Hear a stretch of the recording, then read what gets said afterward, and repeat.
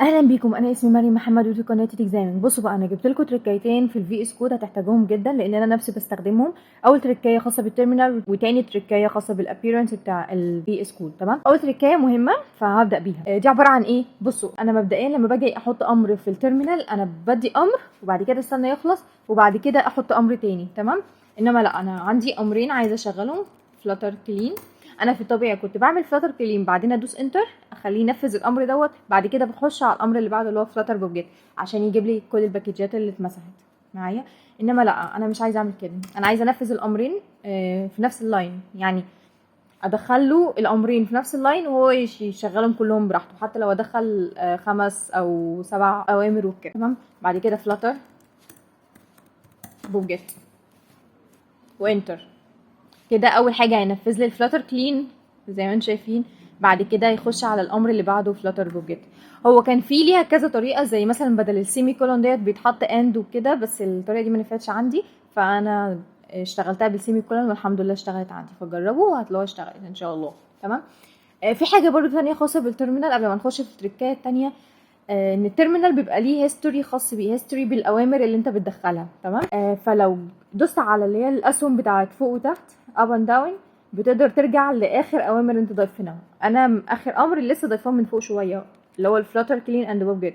شايفين يعني لما دوست على السهم اللي فوق جابها لي. طب ارجع تاني، ف يعني من غير امر. تمام، لو طلعت فوق هيجيب لي ده، واللي قبل الاخير ده اخر امر انا كنت عامله قبل كده.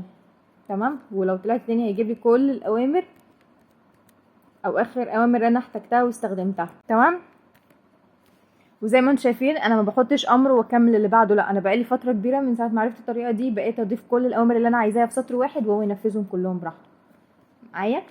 طيب نخش بقى على التركايه التانية بتاعه الفيديو. من الفيو هنا في الابييرنس في حاجه اسمها الزين مود، هتعرفوا دلوقتي معناها ايه، بس نشوف الشورت كات بتاعها.